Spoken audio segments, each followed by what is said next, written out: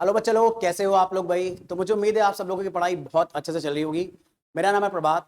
Class 11th chemistry में आज हम लोग बात करने वाले हैं some basic concept of chemistry chapter के अंदर सोल्यूशन टॉपिक के बारे में। अब देखो, जैसे कि इस चैप्टर का नाम है कि बेसिक कॉन्सेप्ट ऑफ केमिस्ट्री हम पढ़ रहे हैं, तो इस पर्टिकुलर चैप्टर में आज जब हम सोल्यूशन के बारे में बात करेंगे तो हम सोल्यूशन और उसके कॉन्सेंट्रेशन टर्म्स के बारे में ऐसे आइडियाज डेवलप करेंगे जिसका यूज इस चैप्टर में तो बहुत सारा आएगा ही आएगा, लेकिन आगे आप जो फिजिकल केमिस्ट्री के टॉपिक पढ़ोगे उसमें भी बहुत सारा यूज आएगा। फिजिकल केमिस्ट्री के टॉपिक जो बहुत ही इंपॉर्टेंट हमारे लिए क्लास 11th के पर्सपेक्टिव से भी होते हैं और कॉम्पिटिटिव एग्जाम के पर्सपेक्टिव से भी होते हैं, जैसे कि इक्विलिब्रियम।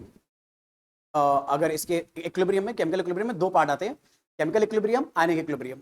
तो दोनों में ही कॉन्सेंट्रेशन टर्म्स और सोल्यूशन का बहुत ज्यादा रोल रहेगा। थर्मोडायनेमिक्स आप पढ़ोगे, वहां पर भी इसका रोल आएगा। इसके साथ ही साथ जैसे अब आप क्लास 12 में मूव करोगे, क्लास 11 में तो मोटा मोटी तौर पे इन्हीं तीन चैप्टर्स में आपको ज्यादा देखने को मिलेगा। फिर जब आप क्लास 12 में मूव करोगे तो वहां पर भी सोल्यूशन टॉपिक बार बार आपको देखने को मिलेगा, बल्कि स्पेसिफिकली एक पूरा चैप्टर है सोल्यूशन नाम से क्लास 12 के अंदर। तो ये इसीलिए इतना ज्यादा बेसिक कॉन्सेप्ट है, इतना ज्यादा इंपॉर्टेंट बेसिक कॉन्सेप्ट है कि ये आपसे बार बार पूछा जाता है। तो इसीलिए इसे बहुत ध्यान से पढ़ना, अच्छे से अंडरस्टैंड करना। बहुत ही सिंपल सा कॉन्सेप्ट है। हाँ, ये एक बात जरूर कहूंगा मैं, थोड़ा सा मैथमेटिकल बेस्ड है और इसमें जो मैथमेटिक्स आने वाली है वो बेसिकली में यूनिटरी मेथड से बहुत ज्यादा इंस्पायर है, मतलब यूनिटरी मेथड का बहुत ज्यादा यूज करना होगा। तो अगर आपको यूनिटरी मेथड आता है तो डेफिनेटली आप बड़े आराम से इसको बना ले जाओगे बिना किसी दिक्कत के। अब टाइम मैंने थोड़ा सा ज्यादा इंट्रो में वेस्ट कर दिया, तो अब और कोई टाइम नहीं वेस्ट करते, सीधे फटाफट अपना आज का डिस्कशन स्टार्ट करते हैं सोल्यूशन टॉपिक के ऊपर।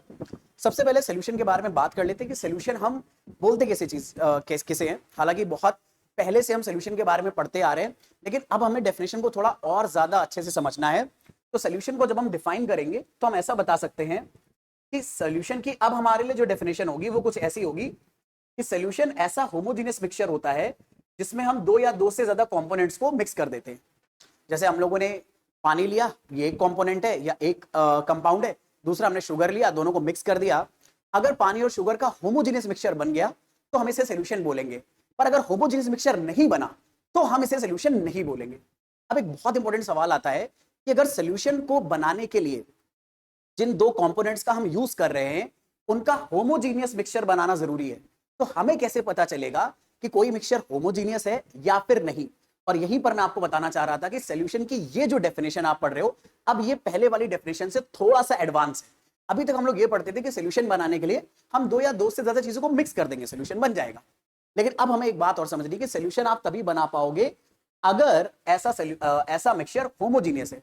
अब होमोजीनियस मिक्सचर क्या होता है वो यहां पर आपको डिफाइन है कि होमोजीनियस मिक्सचर का बेसिकली में मतलब होता है एक ऐसा मिक्सचर जिसमें जितने भी सब्सटेंस आपने इन्वॉल्व करे हैं, जितने भी सब्सटेंस आपने मिक्स करे हैं, उनका प्रपोर्शन, उनका कॉम्पोजिशन और उनकी properties through out the mixture uniform रहे या फिर सेम रहे।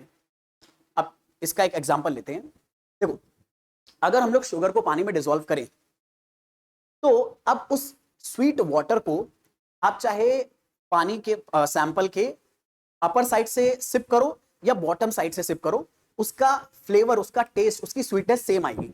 जैसे एग्जांपल के तौर पे अगर आप कोल्ड ड्रिंक लेकर आते हो मार्केट से और आप उसे कंज्यूम करते हो, तो कोल्ड ड्रिंक जब आप शुरुआत में कंज्यूम करते हो तो जाहिर सी बात है आप ऊपर से उसका पार्ट कंज्यूम कर रहे हो, तो ऊपर वो जितना स्वीट टेस्ट करती है, जैसे जैसे उसकी पूरी बॉटल आप पी जाते हो तो उसके बॉटम पर भी वो उतना ही स्वीट टेस्ट करती है। यानी यहां पर स्वीटनेस में कोई डिफरेंस नहीं आया है। उस पूरी कोल्ड ड्रिंक के टॉप पार्ट में शुगर जितना डिसॉल्व है सोल्यूशन के अंदर, उतना ही बॉटम में भी डिसॉल्व है। तो यानी यहां पर जो शुगर का अमाउंट प्रेजेंट है through out the solution, through out the cold drink, वो यूनिफॉर्म था। और इसी का उल्टा जरा सोचो, अगर हम पानी में जो चौक होती है जिससे व्हाइट बोर्ड या ग्रीन बोर्ड पे, सॉरी ब्लैक बोर्ड या ग्रीन बोर्ड पे लिखा जाता है, उस चौक को अगर हम वाटर में डिसॉल्व कर दें और उस चौक को वाटर में डिसॉल्व करके थोड़ी देर छोड़ दें, तो आप सबको ये पता है कि जो चौक है उसका काफी ज्यादा पोर्शन नीचे डिपॉजिट हो जाएगा, बहुत ही कम पोर्शन होगा जो ऊपर डिसॉल्व ऊपर प्रेजेंट होगा। तो यहां पर इस सोल्यूशन में अगर आप ऊपर से थोड़ा सैंपल निकालोगे तो उसमें चौक कम आएगी और बॉटम से जो सैंपल निकालोगे उसमें चौक ज्यादा आएगी। तो यहां पर चौक का जो अमाउंट है वो सोल्यूशन में थ्रू आउट सेम नहीं है या मिक्सचर में थ्रू आउट सेम नहीं है। ऊपर कम चौक डिसॉल्व है, बॉटम में ज्यादा आ जाएगी अपने आप ही। लेकिन अगर आप शुगर का सोल्यूशन बनाते हो या सॉल्ट का सोल्यूशन बनाते हो तो ऐसा कभी नहीं होने वाला कि बॉटम में सॉल्ट ज्यादा इकट्ठा हो जाए ग्रेविटी की वजह से और टॉप पर कम रहे, वो हमेशा यूनिफॉर्म रहेगा। तो अगर कभी भी कॉम्पोजिशन यूनिफॉर्म है, दो या दो से ज्यादा चीजों का, उस पर कोई और चीज इफेक्ट नहीं कर रही है, कॉम्पोजिशन को डिस्टर्ब नहीं कर रही है, तो ऐसी चीजों को हम होमोजीनियस मिक्सचर बोलेंगे। और केमिस्ट्री में होमोजीनियस मिक्सचर को ही सॉल्यूशन बोला जाता है। अब सॉल्यूशन बोलने के लिए होमोजेनियस मिक्सचर हमने समझ तो लिया क्या होता है, लेकिन आपको एक बात और बताता हूं, इसकी एक और इंपॉर्टेंस बहुत ज्यादा हमारे लिए जरूरी है। दरअसल में जब कभी भी हम ये बोलते हैं सॉल्यूशन होमोजीनियस है, तो इसका मतलब ये होता है कि आप उस सॉल्यूशन में सल्यूट भी प्रेजेंट होगा, सॉल्वेंट भी प्रेजेंट होगा, सल्यूट का कुछ अमाउंट होगा, सॉल्वेंट का कुछ अमाउंट होगा। जैसे एग्जांपल के तौर पे आप सॉल्यूशन बनाने के लिए हो सकता है पानी के कंटेनर में, जैसे पानी का कंटेनर है, इस पानी के कंटेनर में आपने लगभग लगभग 200 ml पानी अगर लिया हुआ है, तो इसमें आप मान लो 20 ग्राम शुगर डाल दे रहे हो। तो आपको पानी का अमाउंट भी पता है जो कि सॉल्वेंट है, और आपको शुगर का अमाउंट भी पता है जो कि सल्यूट है। तो जब कभी भी एक होमोजेनियस मिक्सचर हम बनाते हैं, तो होमोजेनियस मिक्सचर में हम सल्यूट के अमाउंट और सॉल्वेंट के अमाउंट के बीच में यूनिटरी मेथड बड़े आराम से अप्लाई कर पाते हैं। और यही यूनिटरी मेथड अप्लाई करने की वजह से हम इस टाइप के सॉल्यूशंस को बहुत ज्यादा यूज करते हैं। और आप रियलाइज करो कि ऐसा यूनिटरी मेथड हम चौक और पानी के सॉल्यूशन में नहीं लगा सकते, क्योंकि चौक और पानी में सब जगह जो चौक का अमाउंट है वो वाटर में यूनिफॉर्मली मिक्स नहीं है, और यूनिफॉर्मली अगर मिक्स नहीं है तो वहां पर आप यूनिटरी मेथड नहीं लगा पाओगे। यूनिफॉर्म लिखने का मतलब ये है कि यहां पर आप यूनिटरी मेथड बड़े आराम से अप्लाई कर सकते हो। सही, आपको एक बात बता दूं, ऐसे ही वर्ड आप फिजिक्स और केमिस्ट्री में बार बार पढ़ोगे, uniform charge distribution, uniform mass distribution. जब भी आपको ऐसे वर्ड मिले तो इसका मतलब समझ जाना कि वहां पर आप जिन क्वांटिटीज के बीच में रिलेशन स्टैब्लिश करना चाह रहे हो, वहां पर उनकी वैल्यूज में यूनिटरी मेथड अप्लाई कर सकते हो। और ट्रस्ट मी, इस बात को अगर आपने अच्छे से समझ लिया तो ये आपको बहुत सारे न्यूमेरिकल सॉल्व करने में हेल्प करेगी। तो मोटा मोटी तौर पे बात ये निकल कर आई कि सोल्यूशन अगर होमोजेनियस है, वो अगर यूनिफॉर्म बनाए, तो हम इसके सल्यूट और सॉल्वेंट के अमाउंट में या सल्यूट और सोल्यूशन के अमाउंट के बीच में यूनिटरी मेथड बड़े आराम से अप्लाई कर सकते हैं। अब सोल्यूशन के बारे में एक दूसरी बात हमें समझनी है, यार जब सोल्यूशन बनाते हैं तो ये जो इक्वेशन है ये हमेशा फॉलो होती है। अब ये इक्वेशन क्या है, मास ऑफ सोल्यूशन जब भी हम निकालेंगे तो उसमें मास ऑफ सल्यूट और मास ऑफ सॉल्वेंट हमेशा ऐड हो जाएंगे। सल्यूट हमें पता है कि जो आप दो कंपोनेंट मिक्स करने वाले उसमें से एक चीज सल्यूट है, एक चीज सॉल्वेंट है। जैसे वाटर यहां पर हम ले रहे हैं वो सॉल्वेंट है, जो हम सॉल्ट मिक्स कर रहे हैं सल्यूट है। तो जब इन दोनों चीजों को आप मिक्स करके सोल्यूशन बनाओगे सॉल्ट और वाटर का, तो ऑब्वियस सी बात है कि इस सॉल्यूशन में जितना आपने पानी लिया है वो सारा पानी प्रेजेंट है, जितना आपने सॉल्ट लिया है वो सारा सॉल्ट प्रेजेंट है। तो मास ऑफ सल्यूट और मास ऑफ सॉल्वेंट हमेशा मास ऑफ सोल्यूशन के बराबर आता है। पर एक इंपॉर्टेंट बात, ये जो रूल है ये वॉल्यूम के लिए वैलिड नहीं है हमेशा। यानी जैसे कहने का मतलब है आप दो लिक्विड चीजें भी तो मिक्स कर सकते हो। जैसे इस पानी में आप अल्कोहल मिक्स कर सकते हो। अब आपने मान लो पानी 20 ml लिया, पानी अल्कोहल 20 ml लिया, दोनों को मिक्स करा, तो जरूरी नहीं कि 40 ml सोल्यूशन बने। वो कम बन सकता है, ज्यादा बन सकता है, वो डिपेंड करेगा सोल्यूशन के ऊपर, सोल्यूशन किस टाइप का है। पर मास जरूर हमेशा दोनों का ऐड करने पर मास ऑफ सोल्यूशन बनेगा। तो इसलिए मैंने यहां पर ये बात लिख दी है कि ये जो ऊपर वाली इक्वेशन हमने लिखी है ये वॉल्यूम के लिए कभी ट्रू भी हो सकती है और कभी नहीं। अब सवाल आएगा आपके जहन में लाजमी कि यार कब होगी। देखो इसके बारे में बहुत डिटेल में हम बात करेंगे क्लास 12 के सोल्यूशन चैप्टर के अंदर। और अगर आप अभी उसे पढ़ना चाहते हो तो ऑलरेडी क्लास 12 का वो वीडियो हमने अपलोड कर दिया है। ठीक है, जरूरत पड़ी तो मैं यहाँ आई बटन पर उसकी प्लेलिस्ट का लिंक दे दूंगा, नहीं तो आप यूट्यूब के सर्च बार में टाइप कर सकते हो solution and colligative property chapter by Prabhat या बाय केमिस्ट्री कक्षा, तो आपको वो प्लेलिस्ट मिल जाएगी, वहां पे आप जाके देख सकते हो। लेकिन अभी मैं आपको एडवाइस करूंगा, अगर आप क्लास 11 के स्टूडेंट हो तो अभी उस डाइवर्जन की तरफ मत जाओ, वो आप अपने आप पढ़ोगे ही पढ़ोगे। अभी हमें बस इसकी जरूरत पड़ेगी कि mass of solution, mass of solute और मास ऑफ सॉल्वेंट के सम के बराबर ही आएगा। और वॉल्यूम के बारे में हम ये बात जरूरी नहीं कि कह पाए, क्वेश्चन में अगर बोला है कि आप बोल सकते हो तो आप डेफिनेटली बोल देना कि वॉल्यूम ऑफ सॉल्यूट और वॉल्यूम ऑफ सोल्यूशन का वॉल्यूम ऑफ सॉल्वेंट का सम वॉल्यूम ऑफ सोल्यूशन के बराबर बनेगा। बट अगर ऐसा कुछ नहीं बोला गया तो अपने आप से ये चीज अज्यूम पक्का नहीं कर पाओगे। आई होप ये वाली बात आपको समझ में आई है। और अगर ये बात समझ में आई तो फटाफट एक क्विक क्वेश्चन कर लेते हैं ताकि मुझे भरोसा हो जाए कि आपको मेरी बताई हुई बातें बड़े आराम से समझ में आई है। जैसे मान लो हमारे पास इस कंटेनर में 20 ग्राम शुगर है और एक दूसरा कंटेनर है इसमें हमारे पास 300 ग्राम वाटर है। अब हमने इन दोनों को या इस शुगर वाले कंटेनर को इसके अंदर डाल दिया तो एक सोल्यूशन बन जाएगा।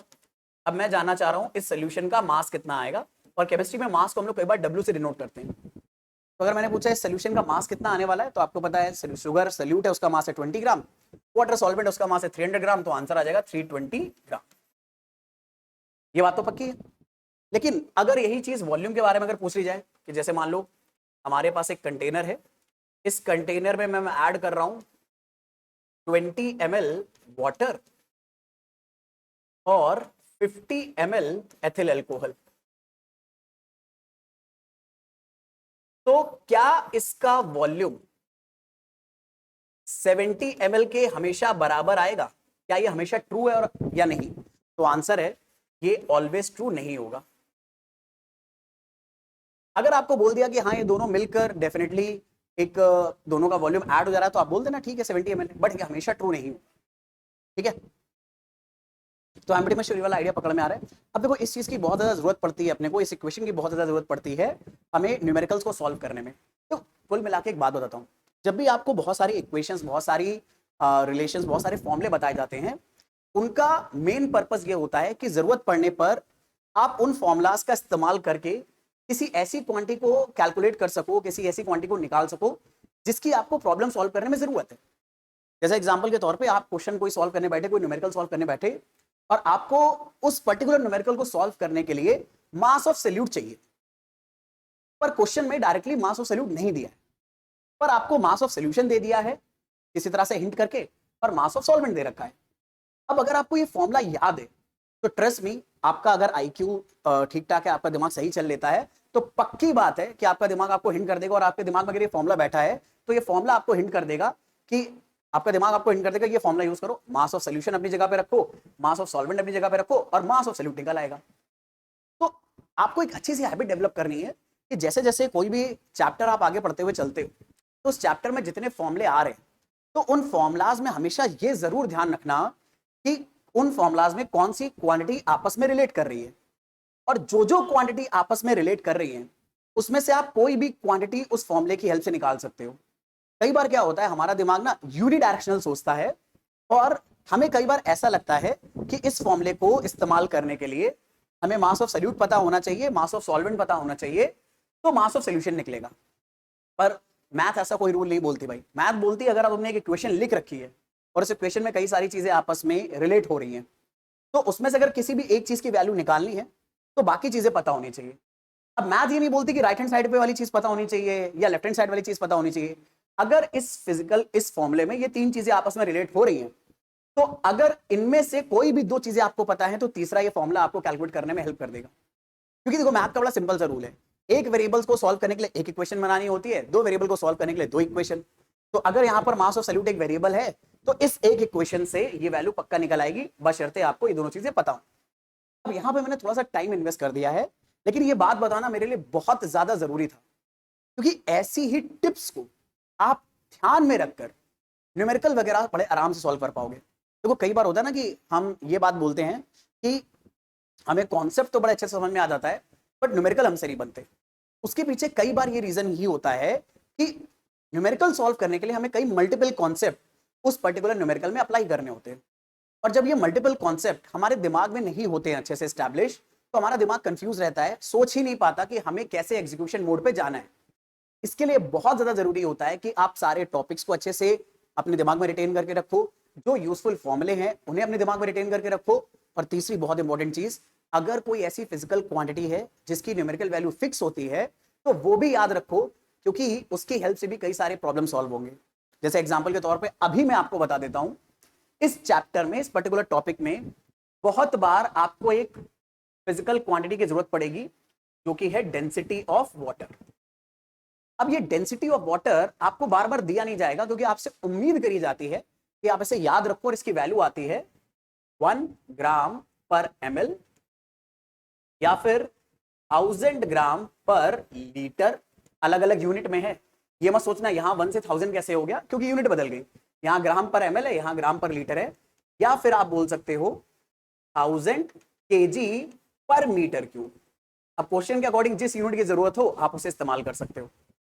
बाकी डेंसिटी का फॉर्मूला भी याद रखना कि किसी भी सब्सटेंस की अगर डेंसिटी निकालनी है तो उसका फॉर्मूला होता है mass of substance divided by volume. अब इस फॉर्मूले में आप जरा ध्यान से देखो, तीन टर्म आपस में रिलेट हो रहे हैं, डेंसिटी, मास और वॉल्यूम। तो इनमें से कोई भी दो चीजें अगर आपको पता है तो तीसरी आप बड़े आराम से निकाल लोगे, आपको कोई दिक्कत नहीं आएगी। I am pretty much sure ये आइडिया आप लोगों को पकड़ में आ रहा है। ठीक है, अपनी कहानी को अब आगे बढ़ाते हैं। सोल्यूशन के बारे में हमें ये क्वेश्चन पता चल गई, और प्रॉब्लम सॉल्विंग के लिए हम लोगों ने बहुत सारे आइडियाज और डेवलप कर लिए। ऐसे ही आइडियाज आपको न्यूमेरिकल सॉल्विंग में बहुत ज्यादा हेल्प करेंगे। ठीक है, अब एक बड़ी इंपॉर्टेंट चीज डिस्कस कर लेते हैं 2 मिनट के अंदर कि यहां पर हमने सॉल्ट लिया था, वाटर लिया था, हमें कैसे पता कि वाटर ही सॉल्वेंट है? मतलब सॉल्वेंट की कोई डेफिनेशन तो होनी चाहिए, और ज्यादातर हमें यह पता होता है कि सॉल्वेंट वो चीज होती है जो किसी को अपने अंदर डिसॉल्व करेगी। अब ये बात आपकी बिल्कुल एप्लीकेबल है, और पर ये तब एप्लीकेबल होती है जब दो चीजें जो आप मिक्स कर रहे हो उनमें से एक सॉलिड और एक लिक्विड हो, क्योंकि तब उस केस में मोस्टली जो लिक्विड होता है वो दरअसल में सॉल्वेंट होता है। पर ये बात हमेशा ट्रू नहीं है। तो सॉल्वेंट को आइडेंटिफाई करने के लिए थोड़ा सा आपको आइडिया पता होना चाहिए। अब ये एनसीईआरटी में दिया इसलिए मैं आपको बता रहा हूं, बट इसके ऊपर शायद ही आज तक क्वेश्चन पूछा गया है। ठीक है, लेकिन आपको ये आइडिया पता होना चाहिए, क्योंकि पता नहीं कि किस आइडिया से कब क्वेश्चन कोई पूछ ले, क्योंकि थ्योरेटिकल क्वेश्चन भी आजकल ना काफी ज्यादा आने लगे, तो आपको थ्योरेटिकल आइडियाज भी अच्छे से पता होने चाहिए। तो सबसे पहले आपको आइडिया बताया गया है सॉल्वेंट को डिटरमाइन करने के लिए कि अगर आपने 2 सब्सटेंसेस को मिलाकर कोई सोल्यूशन बनाया है तो उसमें सॉल्वेंट हमेशा उस फिजिकल स्टेट को अटेन करेगा जो फिजिकल स्टेट सोल्यूशन की है। ये थोड़ा सा कॉम्प्लेक्स लैंग्वेज हो गई, आसान सी भाषा में अगर मैं आपको बताऊं तो सॉल्वेंट और सोल्यूशन की फिजिकल स्टेट सेम होनी चाहिए। जैसे एग्जांपल के तौर पे जब हमने पानी और सॉल्ट को मिलाया है और जो सोल्यूशन बनाया है उस सोल्यूशन की फिजिकल स्टेट आ रही है लिक्विड, तो इन दोनों चीजों में सॉल्वेंट की फिजिकल स्टेट लिक्विड होगी। तो यानी ये जो हमारा वाटर है इसकी फिजिकल स्टेट लिक्विड है, इसीलिए हम इसको सॉल्वेंट बोल रहे हैं। तो यानी हमने ये समझा कि अगर हमें सॉल्वेंट ढूंढना है तो सॉल्वेंट की फिजिकल स्टेट सॉल्यूशन से मैच करनी चाहिए। अब अगर आपको पढ़ते हुए थोड़ा सा भी दिमाग चलता है तो आपको तुरंत दिमाग में एक आइडिया आया होगा, एक डाउट आया होगा कि क्या हो अगर हम दोनों लिक्विड चीजों को मिला दें, क्योंकि अगर हमने दोनों लिक्विड चीजों को मिला दिया तो सॉल्यूशन भी लिक्विड बनेगा, और अब सॉल्यूशन की फॉर्म भी लिक्विड है और जो 2 चीजें हमने मिलाई हैं उनकी फॉर्म भी लिक्विड है। तो अब कैसे डिटरमाइन करें कि सॉल्वेंट क्या है? तो इसको भी डिटरमाइन करने का तरीका है, लेकिन उससे पहले मैं आपको एक बात बता दूं कि ये बात अच्छे से याद रखना, सॉल्वेंट की फिजिकल स्टेट सॉल्यूशन की फिजिकल स्टेट सेम होनी चाहिए। इस प्राइमरी आइडिया का इस्तेमाल करके हम सॉल्वेंट ढूंढते हैं, और ये आइडिया आप तब बड़े आराम से अप्लाई कर सकते हो अगर जिन 2 सब्सटेंसेस को आप मिला रहे हो उनकी फिजिकल स्टेट डिफरेंट है। जैसे सॉल्ट सॉलिड फॉर्म में था और सॉल्वेंट ये जो हमारा वाटर था ये लिक्विड फॉर्म में था, इन दोनों का फिजिकल स्टेट अलग अलग था, तो इनको मिक्स करने पर जो सोल्यूशन बना है वो लिक्विड बना है, तो हमारे लिए ढूंढना बड़ा आसान हो गया कि वाटर ही सॉल्वेंट होगा, क्योंकि सॉल्वेंट और सोल्यूशन की फिजिकल स्टेट सेम होनी चाहिए। पर क्या हो अगर आप जो दोनों चीजें मिला रहे हो उन दोनों की फिजिकल स्टेट सोल्यूशन से मैच कर जाए? जैसे ये दोनों चीजें अगर आप लिक्विड लिक्विड ले रहे हो और सोल्यूशन भी अगर लिक्विड बन गया, तो हम कैसे पता करेंगे कि इन दोनों में से कौन सी चीज सॉल्वेंट है? तो ऐसे केस में जब इस तरह का कोई डाउट फंस जाए तो हम जजमेंट मेरे बच्चे कंपोनेंट के अमाउंट से करेंगे कि वो कंपोनेंट जो लार्ज क्वांटिटी में प्रेजेंट है हम उसे बोलेंगे सॉल्वेंट। पर ये आइडिया तब इस्तेमाल करोगे जब पहला आइडिया फॉलो ना हो रहा। ये बात मैंने क्यों बोली कि ये आइडिया तब फॉलो करना है जब पहला आइडिया फॉलो ना हो रहा हो?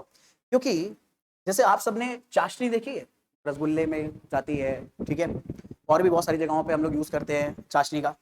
तो चाशनी बनाते टाइम एक बात इंटरेस्टिंगली समझना, हम पानी कम लेते हैं। जैसे कई बार ऐसा होता है कि चाशनी बनाने के लिए हम 1 kg वाटर में मिक्स कर देते हैं कई बार 1.2 kg शुगर, और इन दोनों को मिक्स करके हम बना देते हैं शुगर सिरप, जैसे हिंदी में बोलते हैं हम चाशनी। अब अगर हमने शुगर सिरप बनाया और देखा शुगर का अमाउंट ज्यादा और वाटर का अमाउंट कम है, तो हमारा दिमाग तो ये बोलेगा कि यार अभी अभी हमने एक प्रॉपर्टी पढ़ी कि वो कंपोनेंट जिसकी लार्ज क्वांटिटी होती है वो सॉल्वेंट है, तो आपका दिमाग हो सकता है बोलने लगे कि यहाँ पर लार्ज क्वांटिटी में तो शुगर है, तो शुगर हो जाना चाहिए सॉल्वेंट। पर ऐसा नहीं है। मैंने आपको ये बताया कि सेकंड वाला आइडिया तब यूज करना है जब पहला वाला आइडिया फेल होने लगे। पहला आइडिया कह रहा है कि सॉल्वेंट और सोल्यूशन की फिजिकल स्टेट सेम होनी चाहिए। तो जब हमने शुगर सिरप को बनाने के लिए इन दोनों चीजों को डिसॉल्व करा, तो चाशनी सबने देखी है ना कि शुगर सिरप का जो फिजिकल स्टेट होता है वो लिक्विड होता है, तो हमारे सॉल्वेंट का फिजिकल स्टेट भी लिक्विड होना चाहिए। तो हमें पता है इन दोनों में से दरअसल में वाटर लिक्विड है, तो वाटर ही काम करेगा एज सॉल्वेंट। तो याद रखना सेकेंड प्रॉपर्टी यानी लार्जर क्वांटिटी वाली आइडिया तब यूज करना जब पहला आपका जो आइडिया वो फेल हो जाए। इसके बाद एक छोटी सी इंफॉर्मेशन मैं आपको और बताना चाहूंगा, वो आप याद रख लो। इंफॉर्मेशन ये है कि अगर हम कभी भी ऐसे सोल्यूशन बनाते हैं जिनमें एक चीज सोल्यूट और एक चीज सॉल्वेंट यानी 2 ही कंपोनेंट का इस्तेमाल करते हैं, तो ऐसे सोल्यूशन को मेरे बच्चे हम लोग बोलते हैं बाइनरी सोल्यूशन। और इस पर्टिकुलर चैप्टर में मोस्टली हम लोग बाइनरी सोल्यूशन के बारे में बात करेंगे। बाइनरी सोल्यूशन का मतलब यह है कि हमारे पास सिर्फ और सिर्फ दो कंपोनेंट्स होंगे सॉल्यूशन के अंदर, जिसमें से एक को आप सॉल्यूट बोलोगे और एक को सॉल्वेंट।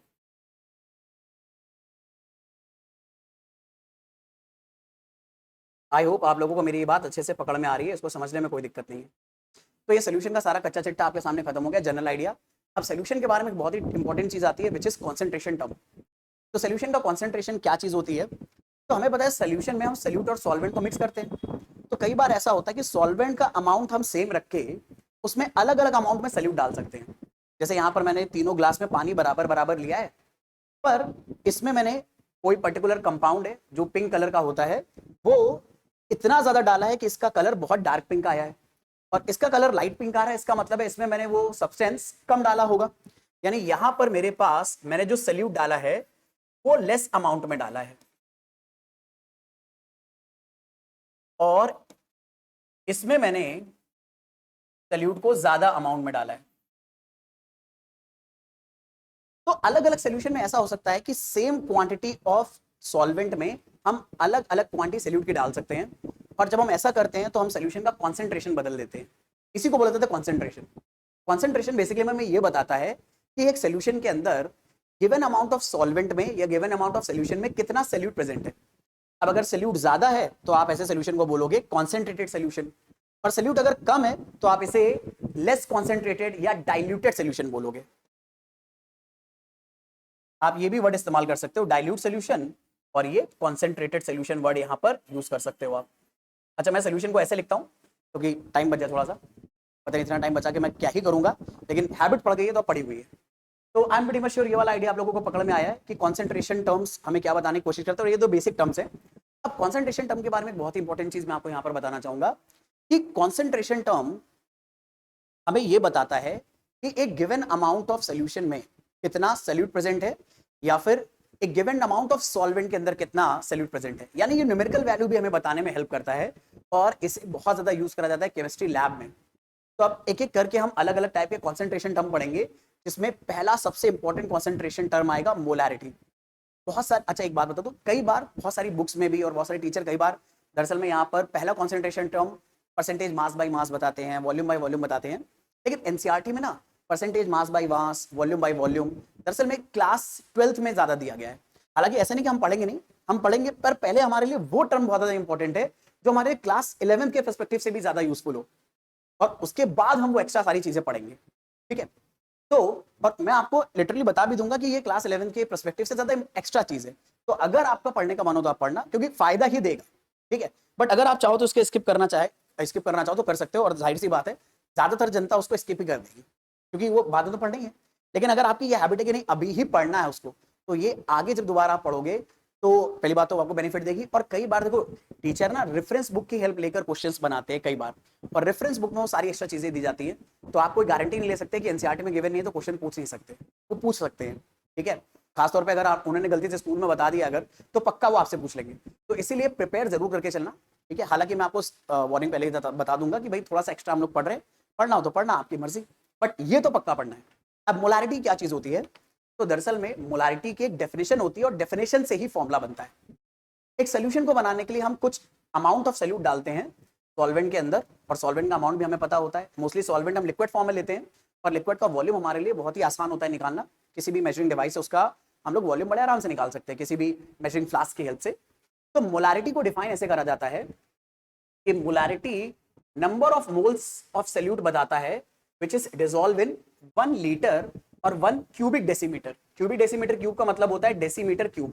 अब कई बच्चों को ये लैंग्वेज जब लिख कर आती है ना क्यूबिक डेसीमीटर, तो यही नहीं पता होता कि क्यूबिक डेसीमीटर का मतलब क्या है। इसका मतलब होता है डेसीमीटर का क्यूब कर दो। ऐसे अगर क्यूबिक सेंटीमीटर लिख कर आए तो सेंटीमीटर का क्यूब कर दो। कई बच्चों को ये पता नहीं होता, ये बताना जरूरी है। तो मोलारिटी क्या होता है? 1 लीटर सोल्यूशन में जितने number of mole of salute dissolve है उसी को बोलोगे मोलारिटी। अब इसकी डेफिनेशन को ही फॉलो करके हम फॉर्मूला बनाना चाहेंगे। तो जैसे मान लो हमारे पास सॉल्वेंट का V लीटर अमाउंट प्रेजेंट है, और इस सॉल्वेंट में हमने N मोल सल्यूट के ऐड कर दिए। तो सिचुएशन में हमें दे रखा है, मैंने कहा था ना यूनिटरी मेथड हम सॉल्यूशन में बड़े आराम से लगा सकते हैं। तो देखो यहाँ पर यूनिटरी मेथड से ये फॉर्मूला ड्राइव करेंगे अपन।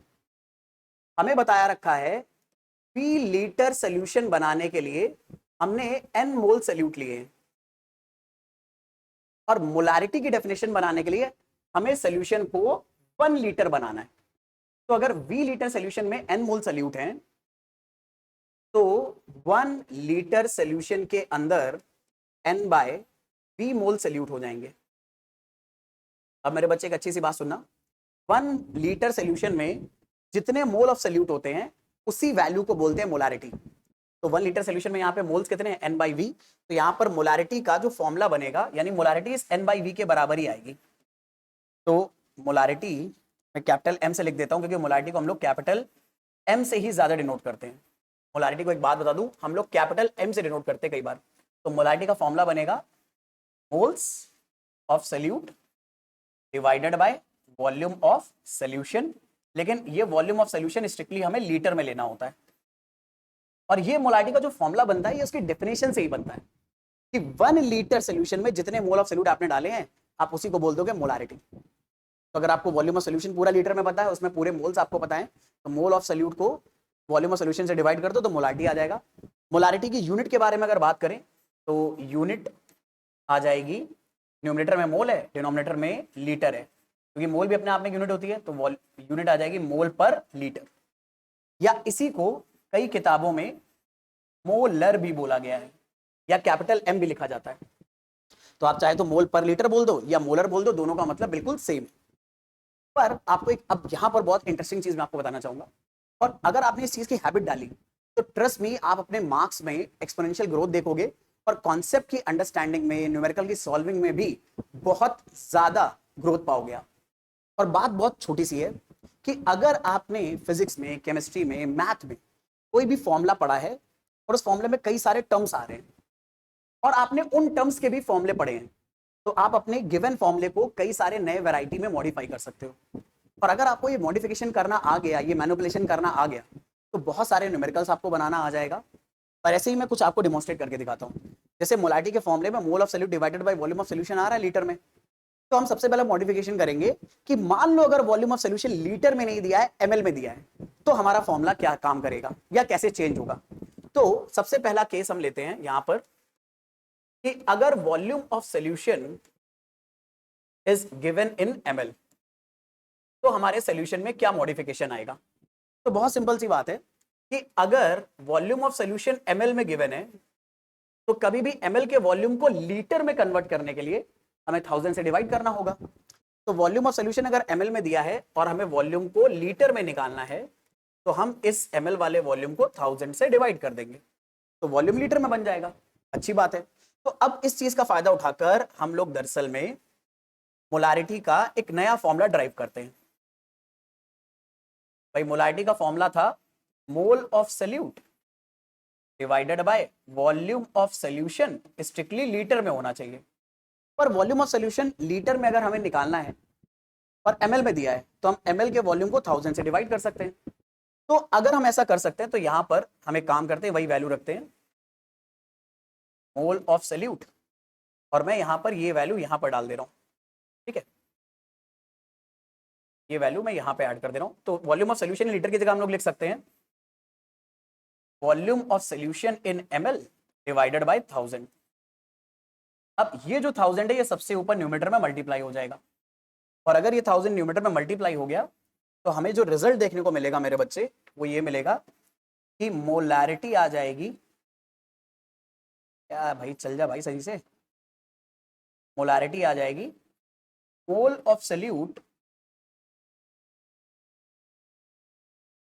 Divided by volume of solution. पर अगर वॉल्यूम ml में दे रखा है तो न्यूमरेटर में यहाँ 1000 मल्टीप्लाई हो जाएगा। तो ये हमारा एक मॉडिफाइड फॉर्मूला आ गया। अब ये काफ़ी ज़्यादा इंपॉर्टेंट फॉर्मूला है, इसे अच्छे से ध्यान रखना। ये फॉर्मूला तब काम करेगा अगर वॉल्यूम हमें ml में दे रखा है। ठीक है, बहुत ही ज़्यादा इंपॉर्टेंट फॉर्मूला है। यहाँ पर मैं लिख देता हूँ, ये BMI टाइप का फॉर्मूला है। जिन बच्चों को नहीं पता BMI का मतलब क्या होता है, भयंकर मोस्ट इंपॉर्टेंट, तो ये BMI वाले फॉर्मूले आपके पास अच्छे से लिखे होने चाहिए। आई होप ये वाला आइडिया पकड़ में आ गया, मोलारिटी की वैल्यू क्या आ रही है। अच्छा, अब यहाँ पर एक बात एड्रेस करना ज़रूरी है। कई बच्चों को ऐसा लग सकता है कि ये लिखा है A/B, एक मिनट कलर चेंज कर लेते हैं ताकि आपको सही से दिखाई दे कि ये लिखा है A/B और ये लिखा है C और इसके नीचे कुछ नहीं है तो D को मान लेंगे 1। तो बी और सी मल्टीप्लाई होना चाहिए, डी और ए, तो कायदे से इसके नीचे 1 लेकर इसको मल्टीप्लाई करो, इसको इसमें मल्टीप्लाई करो। कई बच्चे ऐसे इसलिए मिस्टेक कर देते हैं। अगर आपने भी सोची थी भाई तो बहुत बड़ी मिस्टेक थी वो, इसे मैं एड्रेस कर देता हूं और कोशिश करूंगा कि मैं ऐसे बताऊं कि आइंदा से मिस्टेक आप ना करो। अगर आप जरा ध्यान से देखो कि जो मैंने आपको बात बताई है वो पॉसिबल नहीं है, उसको एड्रेस कर लेते हैं क्यों नहीं पॉसिबल है। तो आप ध्यान से देखो, वॉल्यूम ऑफ सॉल्यूट न्यूमरेटर में लिखा था, तो ये पूरी वैल्यू न्यूमरेटर में लिखी हुई है, और वॉल्यूम ऑफ सॉल्यूशन जो लीटर में लिखा था डिनोमिनेटर में, हमने उसकी जगह ये लिखा हुआ है। यानी ये जो पूरा टर्म है ये कलेक्टिवली डिनोमिनेटर में लिखा है। और अगर ये कलेक्टिवली डिनोमिनेटर में लिखा है तो इसका मतलब ये चीज कुछ ऐसे लिखी है, ये लिखा हुआ है मोल of solute divided by volume of solution in ml divided by 1000। तो इसका मतलब मेरे बच्चे ये कुछ ऐसा दिया हुआ है, मोल of solute divided by volume of solution in ml divided by 1000, ये ऐसे दिया हुआ है। अब आपको पता है फ्रैक्शन में अगर दो चीजों को आप डिवाइड करते हो तो इस डिवीजन के साइन को मल्टीप्लाई कर दो और उसके बाद जो वैल्यू लिखे उसका रेसिप्रोकल ले लो, तो 1000 न्यूमरेटर में आएगा और volume of solution in ml denominator में आएगा। कुछ ऐसा एक्सप्रेशन आ रहा है ना, तो यही एक्सप्रेशन मेरे बच्चे आपको यूज करना है। तो अक्सर बच्चे मैंने देखा यहां पर जब 3 टर्म होते हैं डिवीजन में तो ऐसी गलती कर देते हैं, आप ध्यान नहीं देते हो, आप सीधे इसको a अपॉन बी और इसको c मान लेते हो। अरे नहीं भाई, पहले आपको नोटिस करना है कि a अपॉन बी में b कहां है, c कहां है, d कहां है। उसके लिए आप जरूर ध्यान से देखो कि आप चेंजेस कहां कर रहे हो। यहां पर जो ओरिजिनल फ्रैक्शन था उसके हमने डिनोमिनेटर में खुद एक फ्रैक्शन लाए हैं, तो न्यूमरेटर को पूरा इस डिनोमिनेटर से डिवाइड करेंगे। और जब इस बेसिक अप्रोच से आप प्रॉब्लम सॉल्व करोगे तो आपसे सिली मिस्टेक करने के चांसेस बहुत कम हो जाएंगे। तो I am pretty much sure ये फॉर्मूला आपको याद रह गया होगा। अभी इस फॉर्मूले में एक और मॉडिफिकेशन कर सकते हैं, और उस मॉडिफिकेशन को हम सबसे ज्यादा यूज करते हैं मोलारिटी को सॉल्व करने में। और वो मॉडिफिकेशन ये है कि हमें मोल ऑफ सॉल्यूट का भी तो फॉर्मूला पता है। हम सबको पता है कि किसी भी सब्सटेंस के अगर हमें मोल निकालने तो उसका फॉर्मूला हो जाएगा मास ऑफ सॉल्यूट, जो कि हम ग्राम में लेंगे स्ट्रिक्टली, और डिवाइडेड बाय उस सब्सटेंस का मोलर मास। अब एक काम कर रहे हैं, मोलर मास को ना इतना बार बार बड़ा नहीं लिखेंगे, इसको शॉर्ट फॉर्म में लिख देंगे कैपिटल M ऑफ सॉल्यूट। और इसका मतलब मैं अभी यहां पर बता देता हूं कि ये क्या चीज है, ये है मोलर मास ऑफ सॉल्यूट। और पता नहीं मैं क्यों टेढ़ा लिखता चला जा रहा हूं, ठीक है। तो ये आ गया मोलर मास ऑफ सॉल्यूट। अब अगर मैं मोल ऑफ सॉल्यूट की जगह ये वैल्यू अपने इस फॉर्मूले में रख दूं, तो मोल ऑफ सॉल्यूट में न्यूमरेटर में हम लोग ये टर्म रखेंगे, और इस टर्म में खुद हमारे पास क्या है, एक फ्रैक्शन, न्यूमरेटर और डिनोमिनेटर। तो जब आप इस फॉर्मूले को न्यूमरेटर में रखोगे तो ये जो डिनोमिनेटर है ये इस डिनोमिनेटर के साथ मल्टीप्लाई हो जाएगा। तो हमारे पास यहां पर फॉर्मूला बनेगा मोलारिटी का एक और नया, और वो फॉर्मूला बन जाएगा मेरे बच्चे बहुत ही सिंपल है। मोल ऑफ सॉल्यूट की जगह पर आ जाएगा मास ऑफ सॉल्यूट ग्राम में, डिवाइडेड बाय जो मोलर मास ऑफ सॉल्यूट है वो हम डिनोमिनेटर में ले जाएंगे। Molar mass of solute denominator में आ गया, अब डिनोमिनेटर में मल्टीप्लाई हो जाएगा वॉल्यूम ऑफ सॉल्यूशन। लेकिन अगर वॉल्यूम ऑफ सॉल्यूशन ml में गिवन है तो इस पूरी वैल्यू में हम 1000 का मल्टीप्लाई कर देंगे ताकि ये एक्सप्रेशन लीटर के लिए ट्रू हो जाए, और लीटर के लिए हमें सॉल्व करना है। अच्छा, अब यहां पर एक प्रिकॉशन और मैं बता देता हूं, कई बार बच्चे ये गलती भी कर देते हैं जल्दबाजी में, और फिर बस वो कहते हैं सिली मिस्टेक हो गई, जबकि क्वेश्चन उनका सिली मिस्टेक की वजह से गलत हो जाता है। गलती ये होती है कि यहाँ पर वॉल्यूम ऑफ सॉल्यूशन ml में ही रखना है। अब बच्चों से गलती क्या होती है, जब ये फॉर्मूला इस्तेमाल करते हैं तो कई बार इस ml को भी वॉल्यूम में लीटर में बदल देते हैं और फॉर्मूले में भी 1000 यूज कर लेते हैं। तो ऐसा करने की जरूरत नहीं है। अगर आपने volume of solution already ml में ही रख दिया और 1000 यहाँ पे न्यूमरेटर में मल्टीप्लाई में है, तो वो अपने आप टेक केयर कर लेगा इसको लीटर बनाने में। तो आपको 2 बार चेंजेस नहीं करने, 2 बार चेंजेस करा तो उसका इफेक्टिव नलीफाई हो जाएगा, आंसर गड़बड़ आने लगेगा। तो ये आपका एक मॉडिफाइड फॉर्मूला और है। बाकी आप चाहो तो और तरीकों से फॉर्मूला मॉडिफाई कर सकते हो, जैसे मोल ऑफ सॉल्यूट का जो मास और मास अपॉन मोलर मास वाला फॉर्मूला है वो आप चाहो तो सीधे यहां पर भी रख सकते हो। अगर वॉल्यूम ऑफ सॉल्यूशन लीटर में दिया है तो इसका एक और नया वर्जन मॉडिफाई हो जाएगा। अब एक बात बताता हूँ, जैसे मैंने ये सब चीजें बताई होंगी तो कई सारे बच्चे ये सोच रहे होंगे कि यार इतने सारे फॉर्मूला याद करने होंगे, तो कड़वा सच हाँ। क्यों? क्योंकि जितने ज्यादा फॉर्मूले आपको याद होंगे उतना आपका टाइम बचेगा एग्जाम के अंदर। ये बात फैक्ट है। जैसे एग्जाम्पल के तौर पे बाहुबली जब लड़ाई करने गया था युद्ध में, तो उसे जितने ज्यादा हथियार चलाने होंगे उसके उतने ज्यादा सक्सेसफुल उसके ज्यादा युद्ध जीतने के चांस बढ़ जाते हैं। ऐसे ही जो हमारा एग्जाम है वो भी हमारे लिए बिल्कुल युद्ध की तरह है, और ये जितने भी फॉर्मूले जितने भी कॉन्सेप्ट है हमारे लिए हथियार है। जितने ज्यादा आपको ये चीजें पता होंगी उतना आपका वक्त बचेगा, उतने ही ज्यादा एक्यूरेसी से आप प्रॉब्लम सॉल्व कर पाओगे। और यस, थोड़ा सा आपको एक्स्ट्रा हार्डवर्क डालना पड़ेगा इसमें मेरे बच्चे, वरना जो बच्चे हार्डवर्क डाल रहे हैं वो डेफिनेटली आपसे आगे निकलते चले जाएंगे।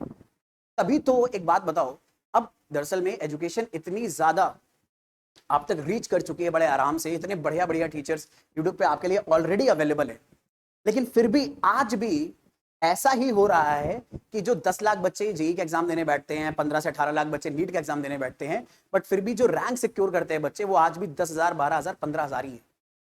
अगर आप रियलाइज करो तो कट ऑफ और ज्यादा आगे जाने लगे हैं, क्योंकि उन बच्चों को जिन्हें हार्डवर्क करने की हैबिट है उन्हें अब ऐसे टूल्स मिल चुके हैं जो और हार्डवर्क डाल रहे हैं। तो अगर हमें उनके बराबर उस लेवल तक पहुंचना है या उन्हें बीट करना है तो हमें उससे भी ज्यादा हार्डवर्क डालना ही पड़ेगा। ये एक बहुत कड़वा सच है, इसे अपने दिमाग में बैठाल के अगर आप काम करोगे, इस माइंडसेट के साथ अगर काम करोगे, तो डेफिनेटली आप कभी अपने आप को डिमोटिवेटेड फील नहीं करोगे और हमेशा एक्स्ट्रा थ्राइव करने के लिए आप काम करते रहोगे। ठीक है, चल फटाफट आगे बात करते हैं। तो मोलारिटी के बहुत सारे फॉर्मूले हमने पढ़ लिए, अब देखते हैं कॉन्सेप्ट हमें कितना समझ में आया है। तो फटाफट एक छोटा सा क्वेश्चन करते हैं। क्वेश्चन में हमें बोला गया है हमें फाइंड करना है molarity of solution when 20 gram NaOH is dissolve in 250 ml of water. बहुत सिंपल सा क्वेश्चन है, बस डायरेक्ट फॉर्मूला मेमोराइज कराने के लिए मैंने क्वेश्चन आपको दिया है। तो अगर आप ध्यान से देखो, NaOH सॉल्यूट की तरह काम करेगा, तो हमें यहाँ पर दे रखा है मास ऑफ सॉल्यूट, ग्राम में ऑलरेडी दे रखा है, अच्छी बात है। वाटर हमें दे रखा है 250 ml, तो यही हमारा सॉल्वेंट बनेगा। और अब एक बात बताता हूँ, अगर हम सॉल्वेंट में, जैसे पानी में, जैसे आपके पास 250 ml पानी है, अब 250 ml पानी अगर आपने बीकर में लिया और उसमें से 20 ग्राम आपने कोई सॉल्ट डाल दिया, कोई कंपाउंड डाल दिया, शुगर डाल दी, कोई सॉलिड डाल दिया और डिसॉल्व कर दिया, तो इससे उस वाटर का वॉल्यूम बढ़ेगा घटेगा नहीं। क्यों नहीं बढ़ेगा? क्योंकि जो आपने सॉलिड डाला है वो पानी के पार्टिकल्स के बीच में, वाटर के पार्टिकल के बीच में जो स्पेस होती है ना, उसमें भर जाएगा। तो आपको ये नहीं सोचना है कि यार ये तो वॉल्यूम ऑफ वाटर दिया है, तो वॉल्यूम ऑफ सॉल्यूशन क्या होगा? वॉल्यूम ऑफ सॉल्यूशन इतना ही होगा। अगर कभी भी आप लिक्विड में सॉलिड डाल रहे हो, तो सॉलिड को डालने पर लिक्विड के वॉल्यूम में जो चेंज आता है वो ऑलमोस्ट नेग्लिजिबल होता है। तो जितना लिक्विड का वॉल्यूम दे रखा है वही हमारा वॉल्यूम ऑफ सॉल्यूशन हो जाएगा। तो हमें यहां पर ये मिल गया वॉल्यूम ऑफ सॉल्यूशन, ये ml में है, ये बात हमें याद रखनी है। तो मोलारिटी का अगर हम फॉर्मूला यूज करेंगे, बहुत ही सिंपल सा फॉर्मूला हम इस्तेमाल कर सकते हैं। तो मोलारिटी मेरे बच्चे हो जाएगा, हम लोगों ने फॉर्मूला पढ़ा है, mass of solute divided by molar mass of solute into volume of solution. और अगर ये वॉल्यूम ऑफ सॉल्यूशन ml में दिया है तो 1000 से मल्टीप्लाई करके बड़े आराम से हम प्रॉब्लम सॉल्व कर सकते हैं। मास ऑफ सॉल्यूट कितना दिया हुआ है 20, वो 20 रख दिया।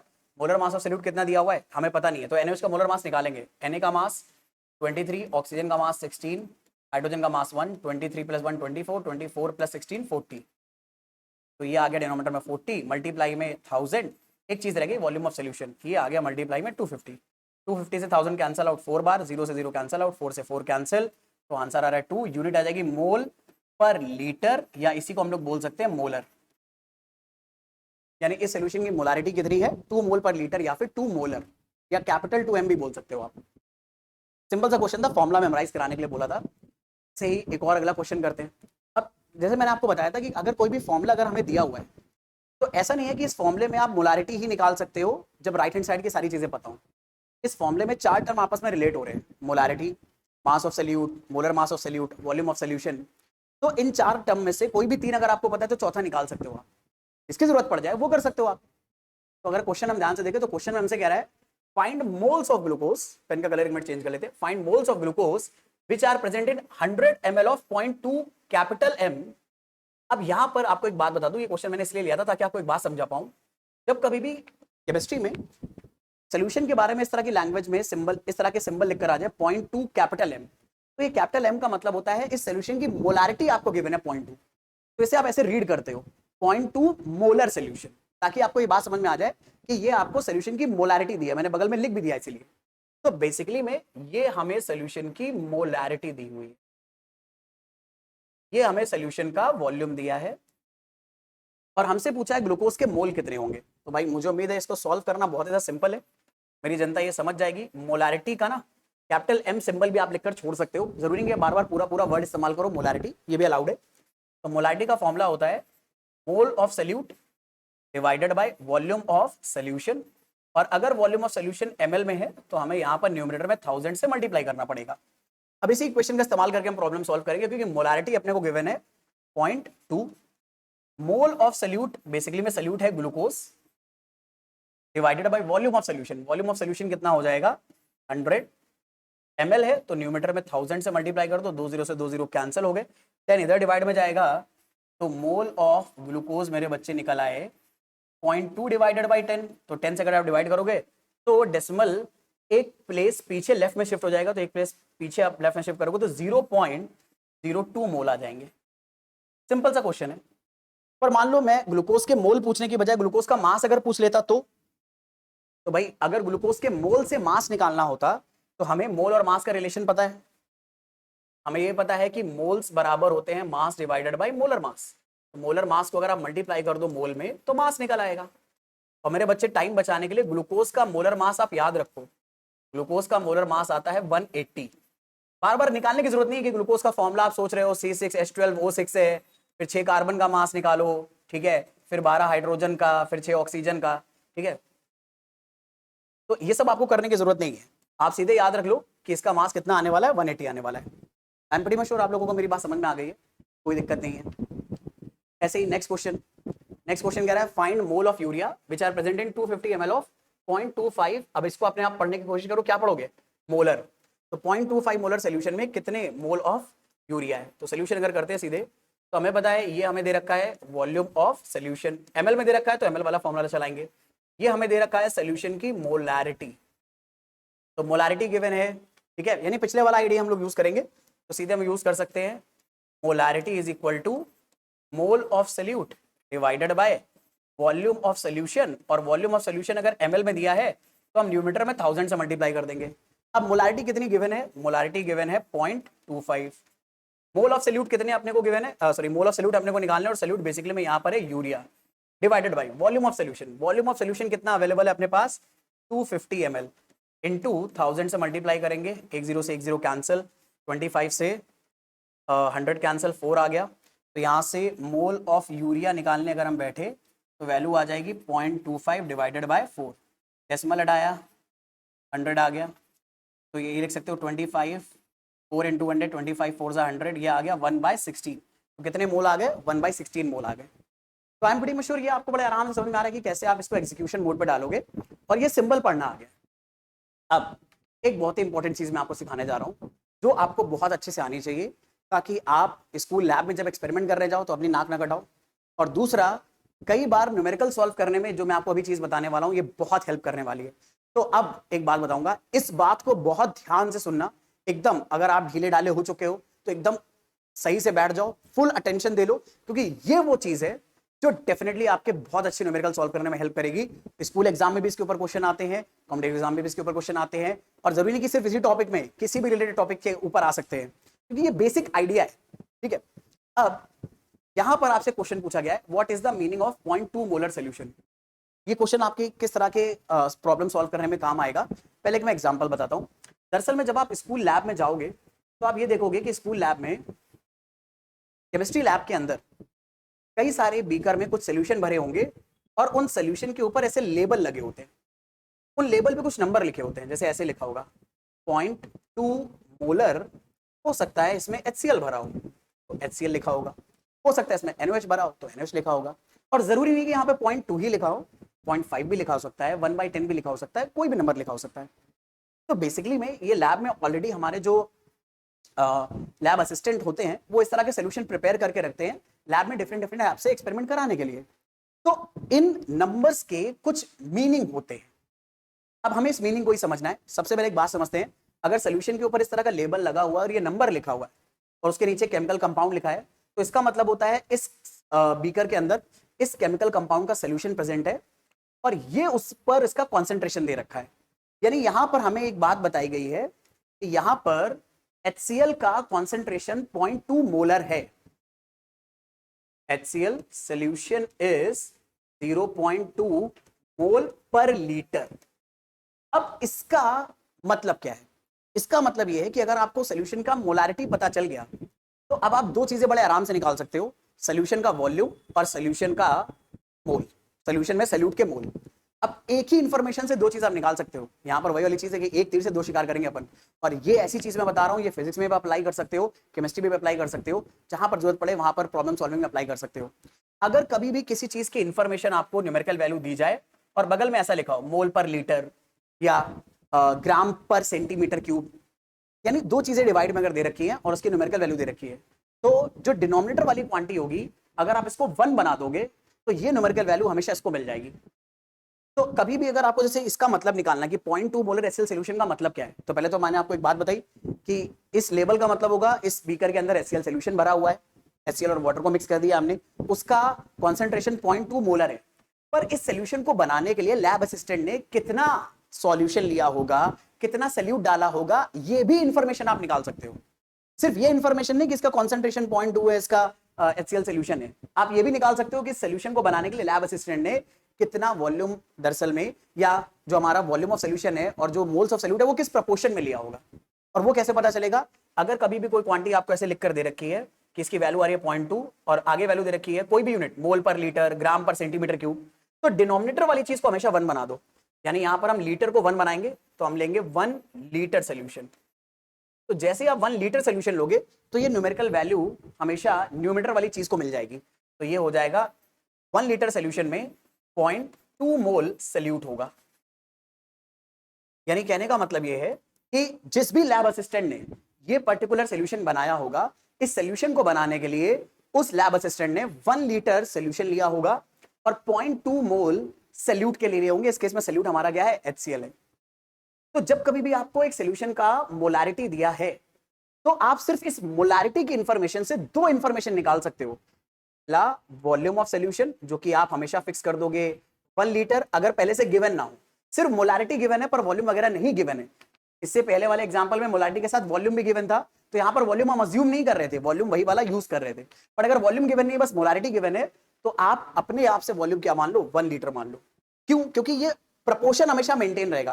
भाई जरूरी नहीं कि इस लैब असिस्टेंट ने 1 लीटर का ही सोल्यूशन लिया हो, ठीक है, उसने हो सकता है 1 लीटर से कम सोल्यूशन लिया हो, लेकिन मोलारिटी को 0.2 रखने के लिए वो उसी प्रपोर्शन में सल्यूट को भी कम करेगा। लेकिन हमें स्टैंडर्ड वैल्यू हमेशा ये लेनी होती है 1 लीटर सोल्यूशन में 0.2 मोल सल्यूट हो गए, तो आपको ये पता चल गया सोल्यूशन कितना है, सोल्यूशन का वॉल्यूम कितना है और उसके अंदर मोल कितने हैं सल्यूट के। तो ये इंफॉर्मेशन इस तरह से आपके बहुत ज्यादा आपके लिए बहुत ज्यादा यूजफुल रहेगी, जैसे बहुत ज्यादा यूटिलाइज करना है आपको। और ये बात आप किसी के ऊपर भी अप्लाई कर सकते हो। जैसे एग्जांपल के तौर पे एक अभी से आपको मैं बता देता हूं कि जैसे मान लो अगर आपको किसी चीज की डेंसिटी दे रखी है 50 ग्राम पर सेंटीमीटर क्यूब, तो आप सिर्फ डेंसिटी की इंफॉर्मेशन से इस सब्सटेंस का वॉल्यूम और मास में रिलेशन निकाल सकते हो। क्या करोगे? यहां पर 50 ग्राम पर सेंटीमीटर क्यूब लिखा है ना, दो यूनिट्स आपस में डिवाइड हो रही है, तो आप डिनोमिनेटर वाली यूनिट को अगर 1 ले लो, यानी 1 सेंटीमीटर क्यूब अगर वॉल्यूम ले लो, क्योंकि डिनोमिनेटर में वॉल्यूम होगा, तो ये जो भी चीज है अगर आपने इसका 1 सेंटीमीटर क्यूब लिया तो उसमें अपने आप मास 1 ग्राम हो जाएगा।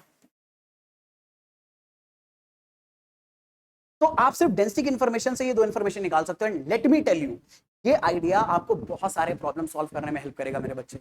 जहां पर आपको ना कई बार एज अ टीचर आपसे क्वेश्चन ऐसे पूछे जाते हैं क्योंकि टीचर्स को पता है कि बच्चे ये आइडिया अंडरस्टैंड नहीं कर पाते, यहां पर यूनिटी मेथड अप्लाई नहीं कर पाते।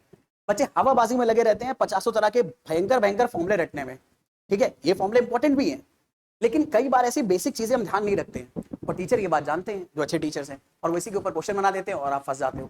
तो ये आइडियाज भी एज ए स्टूडेंट आपको अच्छे से पता होने चाहिए, दिमाग में ये आइडिया आपको बैठाने होंगे। अब अगर समझ में आ गया तो अच्छी बात है, नहीं तो आप ऐसे ही याद कर सकते हो उसको, ठीक है। आई होप ये वाली बात समझ में आई है। और आज के बाद से अगर कभी भी सिर्फ आपको मोलारिटी दे रखी होगी, पर प्रॉब्लम को सॉल्व करने के लिए अगर हमें वॉल्यूम की रिक्वायरमेंट है, मोल की रिक्वायरमेंट है, तो हम लोग मोलारिटी अगर दे रखी है, इसका मतलब है मोल पर लीटर दे रखा है, तो डिनोमिनेटर है इसे 1 मान लेंगे और न्यूमरेटर वाली वैल्यू हमेशा मोल को मिल जाएगी। मोल मिल गए तो मास वगैरह जो भी आपको निकालना है वो मोल के फॉर्मूले से आप निकाल सकते हो। I hope everyone is getting this idea, ठीक है, कोई दिक्कत कोई परेशानी तो नहीं। तो यहीं पर मैं आपको पॉइंट मेंशन कर देता हूं कि जैसे मान लो अगर कभी भी यहां पर कुछ ऐसा लिखा है एक्स मोलर सोल्यूशन, तो एक्स मोलर सोल्यूशन का मतलब क्या निकलेगा? एक्स मोलर सोल्यूशन का मतलब निकलेगा in 1 litre solution there is x mole of solute, यानी जो मोलारिटी है वो सल्यूट के मोल में कन्वर्ट हो जाएगी। लेकिन तभी अगर आप इसका वॉल्यूम कितना लोगे? 1 लीटर लोगे। अब आपके मन में क्लास में सवाल आ सकता है, क्या हम वॉल्यूम हमेशा 1 ही लीटर लेकर चलेंगे? क्या लैब स्टूडेंट हमेशा 1 लीटर वॉल्यूम बना रहा होगा? तो आंसर है नहीं। हो सकता है उसने किसी कुछ और बनाया हो, लेकिन अगर आप 1 लीटर के साथ काम करोगे तो भी मोलारिटी उतनी आएगी। जैसे एग्जांपल के तौर पे मान लो मैंने 50 बच्चों का बैच था, मेरे पास बहुत सारा सॉल्वेंट प्रेजेंट था, बहुत सारा सल्यूट मेरे पास प्रेजेंट था। मैंने बच्चों से बोल दिया कि बच्चों एक काम करो, 0.2 मोलर NaOH सल्यूट, एक बात करते, 0.2 बार बार रिपीट हो रहा है यार, 0.5 ले लेते, 0.5 मोलर NaOH सोल्यूशन बनाओ। और मैंने 50 बच्चों को छूट दे दी। बच्चों को मैथ आती थी, केमिस्ट्री भी आती थी, उन्हें ये पता था कि यार 0.5 मोलर NaOH सोल्यूशन बनाना है तो उन्हें कुछ ऐसा मोल लेना है, कुछ ऐसा वॉल्यूम लेना है कि इनका रेशियो हमेशा 0.5 आए। तो ऐसा हो सकता है कि एक बच्चा क्या करे, 1 मोल दरअसल में NaOH ले ले और जो वॉल्यूम है ये ऑलरेडी लीटर में ले ले 2, यानी 1 मोल NaOH के लिए 2 लीटर वॉल्यूम लिया। तो मोलारिटी का फॉर्मूला क्या होता है, मोल डिवाइडेड बाय वॉल्यूम, 1/2 करो, 1/2 कितना आएगा, 0.5 आएगा। तो यानी इस बच्चे ने मोलारिटी कितनी बनाई, 0.5, लेकिन मोलारिटी बनाने के लिए उसने वॉल्यूम कितना लिया, 2 लीटर, बहुत सारा वॉल्यूम है। पेप्सी की 1 लीटर वाली 2 बोतल भर के पानी लिया और 1 मोल उसमें NaOH डाला। कोई ऐसा कर सकता है कि 2 मोल NaOH ले ले, लेकिन अगर वो 2 मोल NaOH लेगा तो 0.5 रेशियो मेंटेन करने के लिए उसे वॉल्यूम को भी डबल करना पड़ेगा। रेशियो प्रोपोर्शन पढ़ा है ना कि अगर आपको अपने रेशियो का आंसर 0.5 चाहिए तो अगर आप न्यूमरेटर को डबल करोगे तो डिनोमिनेटर को भी डबल करना पड़ेगा। ठीक है, हो सकता है कोई बच्चा क्या करे, 0.5 मोल NaOH ले और वॉल्यूम क्या ले ले, 1 लीटर, भाई तो भी आंसर 0.5 ही आएगा। और ऐसे कितने आंसर आ सकते हैं, इनफाइनाइट आंसर आ सकते हैं, इनफाइनाइट कॉम्बिनेशन आ सकते हैं। तो इस इनफाइनाइट कॉम्बिनेशन में हमने स्टैंडर्ड किसको बनाया है, हमने स्टैंडर्ड बना लिया है जब वॉल्यूम 1 लीटर हो तो जो हमारा वॉल्यूम 1 लीटर होगा तो molarity he mole of solute के बराबर हो जाएगी। हमने इसको स्टैंडर्ड बना लिया है कि इसकी हेल्प से हम कैलकुलेशन कर लेंगे क्वेश्चन में जो भी हमें बात बोली गई है। तो ऐसे तो इनफाइनाइट आंसर आ सकते हैं, तो हमने स्टैंडर्ड अपना 1 वाला बना लिया है। और कोई रूल नहीं कि 1 वाला बनाओ, आप अपनी मर्जी से खुरापात करने के लिए 2 और 1 ले लो, लेकिन अगर आप प्रॉब्लम सॉल्व करोगे जो भी क्वेश्चन में गिवन होगा उससे आंसर पक्का सेम ही आएगा अगर आप मैथ सही लगा रहे हो। क्योंकि ये जो क्वेश्चन जब भी पूछे जाएंगे रेशियो प्रोपोर्शन पर पूछे जाएंगे और रेशियो प्रोपोर्शन में आप ये रेशियो कोई भी लोगे सबसे आंसर सेम ही आएगा। तो इसलिए कोई हेडेक नहीं, लेकिन फिर भी आपको मैं एडवाइस करूंगा कि स्टैंडर्ड हमेशा आप जो वॉल्यूम है आप उसे 1 लीटर ले लो और जो मोलारिटी है वो आपका मोल ऑफ सॉल्यूट में कन्वर्ट हो जाएगा। ठीक है, अच्छा इसके अलावा बस एक जो छोटी बात बताकर आज का लेक्चर और वाइंड अप करते हैं। एक जो छोटी बातों में, कई बार जब आप लैब के अंदर जाओगे तो हो सकता है आपको लैब में लेबल कुछ ऐसा देखने को मिले, डेसीमोलर सॉल्यूशन।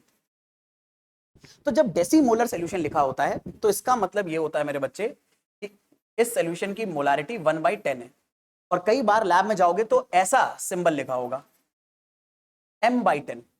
अब M/10 देखकर बच्चे कई बार घबरा जाते हैं। मतलब जब मैं 11th क्लास में था तो ना मेरे स्कूल में तो खैर लैब बहुत ही कम होती थी, और क्योंकि मैं गवर्नमेंट स्कूल से पढ़ता था और लैब पहली बात तो कम होती थी और मैं लैब में जाता भी बड़ा कम था। ठीक है, तो इसीलिए मैं ये सारे टर्म समझ नहीं पाया। बाद में मेरे को एग्जाम में जब दिक्कत हुई तो मैंने बहुत अंडरस्टैंड करने की कोशिश की, तब जाकर समझ में आया। और आइडिया बड़ा सिंपल है, डेसीमोलर का मतलब है किसी भी चीज का 1/10 आप कर दो तो डेसी हो जाता है। डेसीमोलर का मतलब मोलारिटी आप 1/10 कर दो, और मोलारिटी जब 1/10 करोगे तो आप ऐसे भी लिख सकते हो M/10। M/10 का बेसिकली मतलब है 1/10 into M। भाई अगर आप इस सिंबल को देखो तो आप क्या पढ़ोगे, मोलारिटी 1/10 है, लेकिन इसी को शॉर्ट फॉर्म में M/10 लिख देते हैं अपनी स्पेस बचाने के लिए। क्योंकि ना लैब में जो बीकर होते हैं कई बार बहुत छोटे छोटे होते हैं। अब इतनी सारी लैंग्वेज अगर लिखोगे तो कई बार इनकन्वीनियंट हो जाता है, तो हम लोग इस चीज को ऐसे लिख देते हैं M/10। तो डेसीमोलर सॉल्यूशन का मतलब होगा एक ऐसा सॉल्यूशन जिसकी मोलारिटी 1/10 है। और अगर मोलारिटी 1/10 है तो इसका मतलब क्या होगा, इसका मतलब होगा कि आपको एक तरह से मोलारिटी x की जगह क्या दे रखी है, 1/10। तो इसका मतलब ये होगा कि अगर हमारे पास 1 लीटर सोल्यूशन है तो जो मोलारिटी है उतने ही मोल्स ऑफ सॉल्यूट हो जाएंगे। तो in 1 litre solution 1/10 mole of solute are present.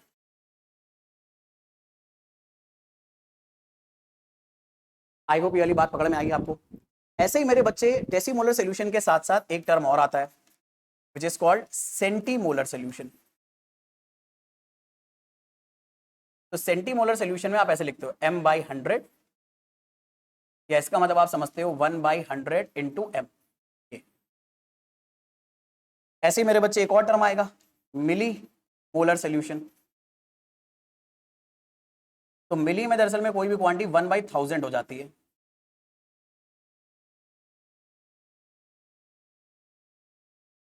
ठीक है, तो ये तीनों टर्म याद रखना, डेसीमोलर, मिलीमोलर, सेंटीमोलर। डेसीमोलर का मतलब मोलारिटी 1/10, सेंटीमोलर का मतलब, सेंटी का मतलब होता है जो भी जिस चीज के पीछे सेंटी वर्ड लग जाए उस चीज की क्वांटिटी 1/100 हो जाती है। तो सेंटीमोलर का मतलब है मोलारिटी 1/100 है, मिली मोलर का मतलब है मोलारिटी 1/1000 है। तो अगर मोलारिटी 1/1000 है तो इसके 1 लीटर में 1/1000 मोल ऑफ सल्यूट रहे होंगे, यानी बहुत कम सल्यूट रहा होगा, तभी तो इसकी मोलारिटी मिली मोलर आपको बोली गई। I am pretty much sure molarity के बारे में सारी आइडिया आप लोगों को अच्छे से पकड़ में आ गए। अगले लेक्चर में हम लोग बात करना स्टार्ट करेंगे मोलालिटी के बारे में, क्योंकि आज का लेक्चर ना बहुत लंबा हो जाएगा। मतलब कितना हो गया है, ऑलमोस्ट 55 मिनट तो अभी हो गए मोलालिटी को डिस्कस करने में। लेकिन let me tell you, molality solution के बारे में मैंने इतनी बातें आपको बता दी हैं कि अगर ये इन्फॉर्मेशन आप रिटेन करके रखोगे तो बड़े आराम से न्यूमेरिकल सॉल्विंग आप कर पाओगे, आपको दिक्कतें नहीं आएंगी, ये मेरी गारंटी है आपको। लेकिन ये इन्फॉर्मेशन रिटेन करना आपके लिए जरूरी है, इसलिए थोड़ा सा वक्त दीजिए, इसको अच्छे से नोट्स बनाइए, आराम से उसको रिवाइज करिए कॉन्सेप्ट को, अगर जरूरत पड़े तो दोबारा से आके वीडियो को रिविजिट कर लीजिए, ठीक है। अगर कोई भी दिक्कत आ रही है, मोलालिटी के बारे में नेक्स्ट क्लास में बात करेंगे, और ऐसे एक दो कॉन्सेंट्रेशन टर्म इस पर्टिकुलर चैप्टर में हमारे लिए इंपॉर्टेंट है, जैसे कि मोल फ्रैक्शन, उसके बारे में भी बात करेंगे, और कुछ एक्स्ट्रा कॉन्सेंट्रेशन टर्म भी आएंगे। बहुत ही जल्दी ये टॉपिक खत्म हो जाएगा, लेकिन इसका यूज बहुत ज्यादा आएगा और केमिस्ट्री के अंदर, तो इसलिए अच्छे से पढ़ना। बाकी आज के लेक्चर में इतना ही रखेंगे। अगर ये चीजें आपको समझ में आई हैं, आपको वीडियो पसंद आया है, तो चैनल को जरूर सब्सक्राइब कर लेना अगर अभी तक नहीं करा है, बेल आइकन को प्रेस कर देना, क्योंकि हमें भी आपके सपोर्ट से मोटिवेशन मिलता रहता है, ठीक है, और ताकि हम ऐसा कंटेंट आपके लिए और बनाते रहे और आप अपनी प्रोफेशन को और ज़्यादा स्ट्रॉन्ग कर पाओ। मिलेंगे नेक्स्ट क्लास में, see you in the next class, bye everyone, take a very good care of yourself.